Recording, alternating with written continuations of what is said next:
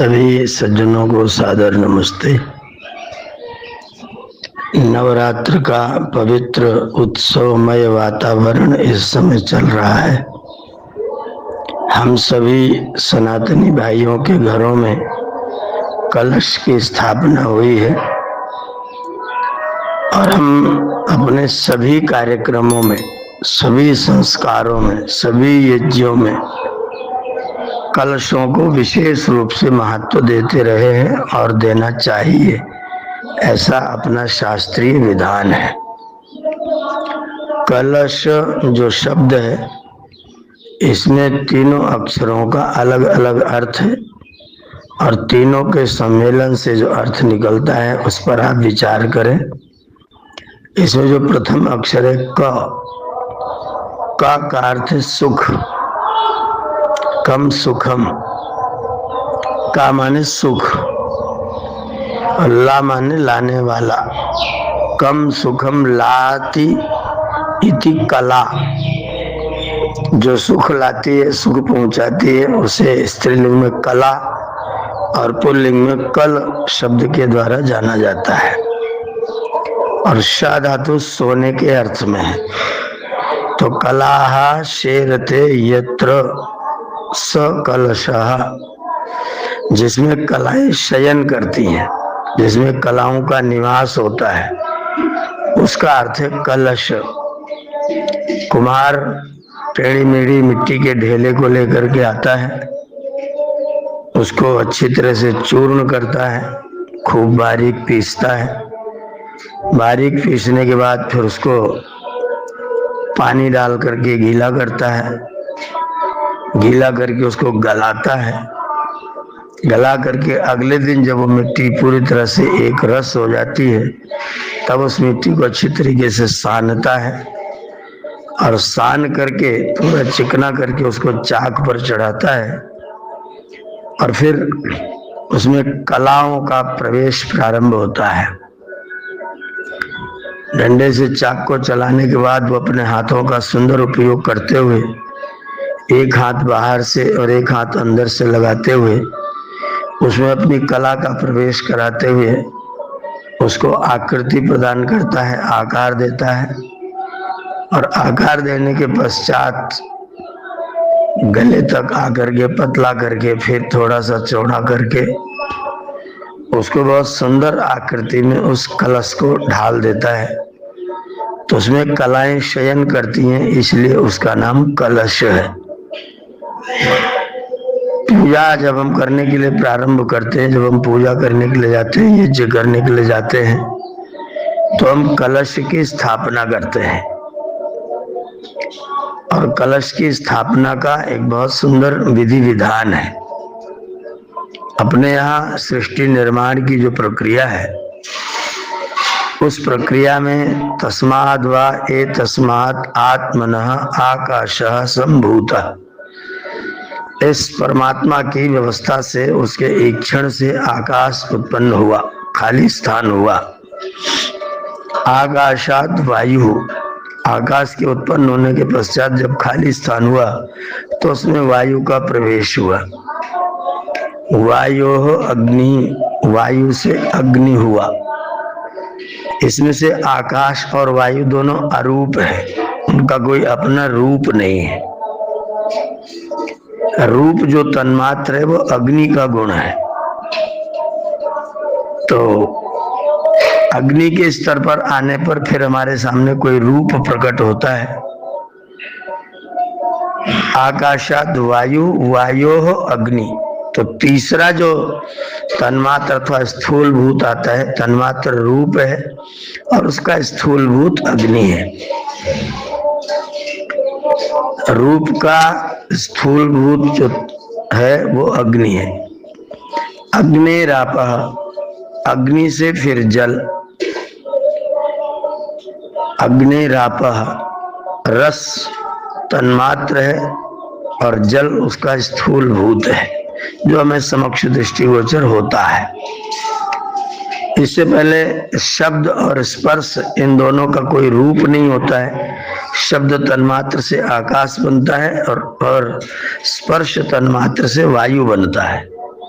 तो आकाश और वायु का अपना कोई रूप नहीं होता है। रूप तन मात्र से अग्नि पैदा होता है, यहाँ से रूप प्रारंभ होता है। अग्नेरापः अद्भ्या पृथ्वी, जल से पृथ्वी का निर्माण होता है, जल में से पृथ्वी निकलती है। पूर्वम सलिलमेव आसीत् पृथ्वी तत्र निर्मिता, तो जल में से पृथ्वी बाहर आती है। तो पृथ्वी रूपवती है, जल रूपवान है, अग्नि रूपवान है। जब हम कलश की स्थापना करते हैं तो नीचे थोड़ी मिट्टी लगाते हैं, पहले मिट्टी रखते हैं, मिट्टी के ऊपर फिर कलश रखते हैं, जल रखते हैं। पृथ्वी, पृथ्वी के ऊपर जल, जल के ऊपर अग्नि। और वायु और आकाश को आप रूपवान बना के दिखा नहीं सकते हैं। उसी मिट्टी के पास में पृथिव्या औषधया, पृथ्वी से औषधियां पैदा होती हैं, तो उसके प्रतीक रूप में हम उस मिट्टी पर अनाज रखते हैं। पृथिव्या औषधया, औषधिभ्यो अन्नम, औषधियों से अन्न जो हमारी भोज्य सामग्री वो बनती है। अन्नात रेता, अन्न से पुरुष और स्त्री में रज और वीर्य का सृजन होता है, पुरुष में वीर्य का, स्त्री में रज का सृजन होता है। और रेतसा पुरुषः, रेत से पुरुष का यह शरीर बनता है। तो ये पूरे सृष्टि के निर्माण की प्रक्रिया है। तो हम रेत को दिखा नहीं सकते, वीर्य को दिखा नहीं सकते, अन्न तक हम प्रदर्शन कर सकते हैं। तो अन्न को मिट्टी के साथ में रख करके फिर हम कलश की स्थापना करते हैं। सबसे पहले अन्न, फिर उसके ऊपर मिट्टी, फिर मिट्टी के ऊपर जल, कलश, और फिर उसके ऊपर दीपक। यह हमारी रखने की प्रक्रिया है, कलश को स्थापित करने की। उसी में हम क्या करते हैं कि कलश के ऊपर वृक्ष वनस्पति के स्वरूप में हम आम का पल्लव रखते हैं, क्योंकि वो जल से पैदा होता है, जल उसका जीवन है। तो उसको हम पल्लव को लगाते हैं, और पल्लव के ऊपर फिर किसी पात्र में हम पुनः औषधि को स्थापित करते हैं। उस औषधि के ऊपर फिर हम दीपक को रख देते हैं, दीपक के ऊपर वायु और आकाश। तो आप चाहे नीचे की ओर को चलिए, चाहे ऊपर की ओर को चलिए, वो कलश की स्थापना जो है वो सृष्टि के निर्माण की प्रक्रिया है। लिखा हुआ है कि परमात्मा जो है वो कलश में शयन करता है, कलाओं में शयन करता है, कलाओं में रहता है। तो कलश एक प्रकार से परमात्मा का प्रतीक है, परमात्मा का रूप है, क्योंकि परमात्मा सब कलाओं का स्वामी है। परमात्मा षोडश कलम, षोडश कला वाला पुरुष है। उस परमात्मा पुरुष को प्रदर्शित करने के लिए हम कलश के रूप में वहां प्रतीक रूप में रखते हैं। और उस कलश में पूरे सृष्टि निर्माण की प्रक्रिया, अग्नि से जल, जल से पृथ्वी, पृथ्वी से औषधियां, औषधियों से अन्न, अन्न से रेतस, और रेतस से शरीर का निर्माण, ये पूरे संसार की सृष्टि बनती है। तो कलश को स्थापित करके हम एक प्रकार से पूरे ब्रह्मांड को वहां स्थापित करते हैं। और जो यज्ञ का सिद्धांत है, यथा ब्रह्मांडे तथा पिंडे, नियम यह है कि जो जो प्रक्रियाएं ब्रह्मांड में चलती हैं, उन प्रक्रियाओं को हमें अपने पिंड में घटाना चाहिए। जो हमारे पिंड में है, हमारे शरीरों में है, वैसा ही ब्रह्मांड में है। और यज्ञ जो है वो पूरे ब्रह्मांड को सुखी करने का साधन है, इसीलिए उसका नाम विष्णु है। विष्णु, विष्णु वे वेष्टि व्यापनोति चराचरम जगत, जो सब जगत में व्याप्त होता है, पूरे ब्रह्मांड में फैल जाता है, उसका नाम यज्ञ है। तो जब हम यज्ञ को प्रदर्शित करते हैं तो वहीं पर यज्ञ पुरुष परमात्मा को भी प्रदर्शित करते हैं, कलश के रूप में, प्रतीक के रूप में। और उसमें पूरी की पूरी सृष्टि निर्माण प्रक्रिया का पालन करते हुए, सृष्टि के निर्माण को दर्शाते हुए हम वहां पर कलश की स्थापना करते हैं। और उस कलश को देख करके हमें पूरे ब्रह्मांड का स्मरण करना चाहिए, क्योंकि मूल तत्व वही जिससे संसार बना है। ये संसार उसका विकसित रूप है, उसका मूल रूप जो है वो कलश है, सूक्ष्म रूप उसका जो है वो कलश है। और इस कलश का विस्तार पूरा का पूरा कलायुक्त, पूरा का पूरा ब्रह्मांड, पूरा का पूरा संसार है। तो कलश की स्थापना करते हम उस परमात्मा का स्मरण करें कि वाह प्रभु, तुम्हारा बहुत बहुत धन्यवाद है, तुमने अपनी कला से इस संसार को पूरा कलायुक्त बनाया है। एक एक पत्तियों की कतरन देखे तो आश्चर्य होता है। आम्र वृक्ष है, आम का पल्लव हम इसमें लाते हैं, और आम की पत्तियां में जो हरा रंग है वो बहुत गहरा है, और गहरा हरा रंग जो है वो विज्ञान की भाषा में क्लोरोफिल का भंडार है। आम का पल्लव, आम की पत्तियां डार्क हरे रंग की हैं और वो थोड़ी कठोर है, थोड़ी क्लिष्ट है, इसलिए वो जल्दी से मुरझाती नहीं है। तो हम उनको कलश के ऊपर रखते हैं और वो प्रतीक है औषधियों का, प्रतीक है वनस्पतियों का। वो आम्र का पल्लव, उसके अंदर क्लोरोफिल है और वो जब अग्नि के संसर्ग में आता है तो उसमें से क्लोरोफिल वाष्पीकृत होकर के ब्रह्मांड में फैलता है, जो हमारे स्वास्थ्य को, हमारे इम्यून पावर को बढ़ाने में मदद करता है, सहयोग करता है। तो यज्ञ एक विज्ञान है, ऋषियों का वरदान है। हम इसको अपने जीवन में यज्ञ को स्वीकार करते हैं और यज्ञ को स्वीकार करते करते यज्ञ स्वरूप जो पुरुष है, यज्ञेन यज्ञम अयजन तदेवा, इस यज्ञ के द्वारा यज्ञ स्वरूप जो परमात्मा है, जैसे यज्ञ में हम कोई चीज डालते हैं तो उसमें से कई गुना होकर के वो वातावरण को प्राप्त होती है, ऐसी परमात्मा हमारी प्रत्येक वस्तु को कई गुना करके बीज सहित बना करके पूरे ब्रह्मांड के हित के लिए प्रदर्शित करते हैं। सूर्य बनाया सबके लिए, चंद्र बनाया सबके लिए, वायु बहाया सबके लिए। हम लोग प्राइमरी में पाठशाला में जब जाते थे तो प्रारंभ में बचपन में कविता पढ़ते थे, जिसने सूरज चांद बनाया, जिसने चिड़ियों को चहकाया, जिसने फूलों को महकाया, हम उस ईश्वर के गुण गाएं, उसके दर पर शीश झुकाएं। इस कलश को देखते हुए हम परमात्मा की कलाओं का स्मरण करें। मिट्टी से, पानी से, गुलाब के डंठल में इतना सुंदर सुगंधित गुणों का भंडार, गुलाब का फूल खिल करके निकलता है। कैसे कैसे उसकी पंखुड़ियां बिखरी हुई है, कैसे उसकी पंखुड़ियां खिली हुई है, उनमें रूप है, उनमें रस है, उनमें गंध है, उनमें स्पर्श है, उनमें सारे गुण विद्यमान है और वो मिट्टी में से पैदा होता है।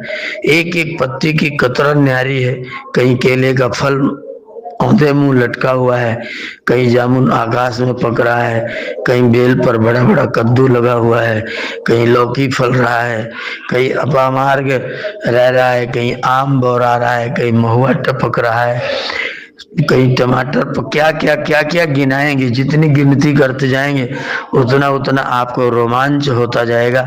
उस प्रभु परमात्मा की कलाएं पूरे ब्रह्मांड में विद्यमान है। वही कलाएं उस कलश का प्रतीक है।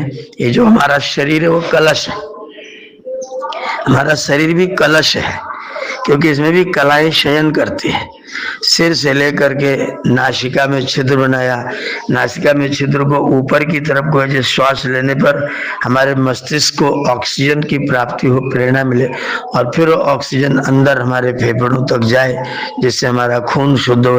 पहले वायु लिया हुआ, ऑक्सीजन लिया हुआ पहले हमारे मस्तिष्क तक पहुंचे, मस्तिष्क से फिर नीचे की ओर को होता हुआ फेफड़ों तक जाए, फेफड़ों में जाकर के रक्त को शुद्ध करे और शुद्ध रक्त हार्ट से होकर के पूरे शरीर में दौड़ लगाए और फिर हम श्वास लेते रहें। पूरे शरीर में ऊपर से लेकर नीचे तक आप अपने शरीर को टटोल करके देखें, इसमें कलाएं शयन करती हैं। इसलिए हमारा शरीर एक कलश है। इसमें भी सूर्य चंद्र है। चंद्रमा मनसो जाता है, चक्षो सूर्यो अजायत, श्रोत्राद वायुश्च प्राणश्च, मुखात अग्निरजायत। मुख से अग्नि, स्रोत से वायु और आकाश, मन से चंद्रमा, मुख से अग्नि, ये सारे तत्व जो पूरा ब्रह्मांड जो है वो हमारे इसी कलश में विद्यमान है। तो जब कभी आप ध्यान करें, कलश की स्थापना करें, तो अपने इस शरीर रूपी कलश का ध्यान करें। यहाँ भी परमात्मा ने कलाएं भरी हुई हैं और स्वयं वो कलाकार अपनी कलाओं को पूरित करने के बाद इस कलश में स्वयं भी शयन कर रहा है। सोमा कलशे सुसीदति, वो जो आनंद वर्धक परमात्मा है वो हम कलशों में, हमें शरीर रूपी कलशों में वो परमात्मा भी व्याप्त है। इसी में वह भी विराजा हुआ है। दिल में है तस्वीर यार की, जब जरा गर्दन झुकाई देख ली। तो कलश को स्थापित करते हुए अपने कलश का ध्यान करें और इस कलश का ध्यान करते हुए उस कलाकार परमात्मा जो इन कलशों में विद्यमान है, उस परमात्मा का स्मरण करते हुए अपने जीवन को आनंदमय बनाएं। ये सारा ब्रह्मांड उस परमात्मा का एक बहुत बड़ा कलश है।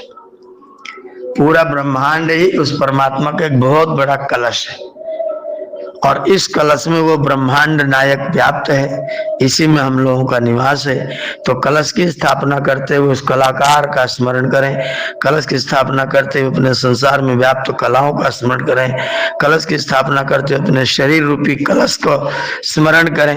ये सब कलश इन सब चीजों का प्रतीक है।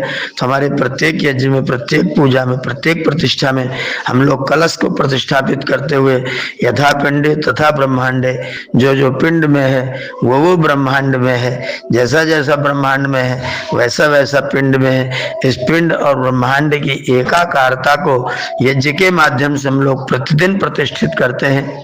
ये बहुत वैज्ञानिक प्रतीक है, बहुत वैज्ञानिक प्रक्रिया है। इसमें कोई दुराग्रह नहीं करना चाहिए कि तुम तो मूर्ति मानने लगे, तुम तो मूर्ति पूजा करने लग गए। ये सारा संसार उस परमात्मा की मूर्ति है, संसार ही मूर्ति है।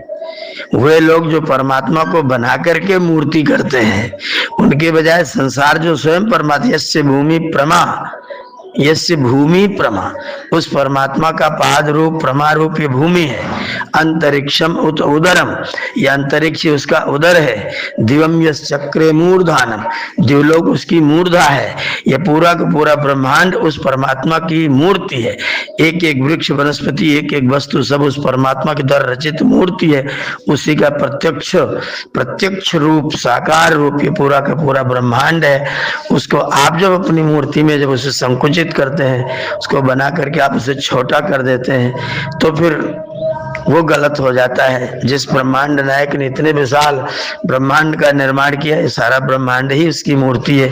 इस ब्रह्मांड का सत्कार करें, ब्रह्मांड का सम्मान करें, वृक्ष वनस्पतियों को जल प्रदान करें, जल को शुद्ध रखने का प्रयत्न करें, धरती माता को हरियाली से भरने का प्रयत्न करें, मधुर वाणी से दूसरों के कानों को, दूसरों के हृदयों को सदैव पवित्र करते रहें। ये आपका यज्ञ है, यही आपकी मूर्ति पूजा है। आप अपनी मूर्ति की पूजा में अपनी मूर्ति गढ़ करके पूजा करें, उसके बजाय ईश्वर के द्वारा गढ़ी गई मूर्तियों की पूजा करें, उनका सम्मान करें। तो इन मूर्तियों की पूजा करने में आपका कल्याण होगा, मूर्तियों का सम्मान होगा। यह सब प्रत्यक्ष ब्रह्मांड उसी ईश्वर का प्रत्यक्ष स्वरूप है। इस प्रत्यक्ष स्वरूप का दर्शन, ईश्वर के साकार रूप का दर्शन ईश्वर के रचित संसार में ही कर लें। हम ईश्वर को बना करके फिर उसका दर्शन करें, उसके बजाय ईश्वर के द्वारा बनाई गई मूर्तियों का ही दर्शन करके ईश्वर का दर्शन करें। आपको साकार की आवश्यकता है, साकार चाहिए, जो ब्रह्मांड है उस ईश्वर की साकार मूर्ति है। इस ब्रह्मांड का दर्शन करें, इसमें ईश्वर का दर्शन करें। ब्रह्मांड के कण कण में, अणु अणु में सब होता प्रोतस्य विभु प्रजासु, वो परमात्मा हम प्रजाओं में व्याप्त है। तो इन मूर्तियों का दर्शन करके उस परमात्मा का दर्शन प्राप्त करें, दुराग्रह से बचें और परमात्मा का प्रदर्शन, परमात्मा का स्वरूप स्वयं अपने हृदय में प्रतिष्ठित मान करके उसकी पूजा करें। ये यज्ञ का प्रतीक है। मैंने छोटा विचार मन में आपके समक्ष प्रस्तुत किया। आप सब इसको सुने, समझें, विचार करें, चिंतन करें और अपने चित्त को प्रसन्नता पूर्वक उस ईश्वर की कृपा का पात्र बनाएं। सबका बहुत बहुत धन्यवाद। ओम।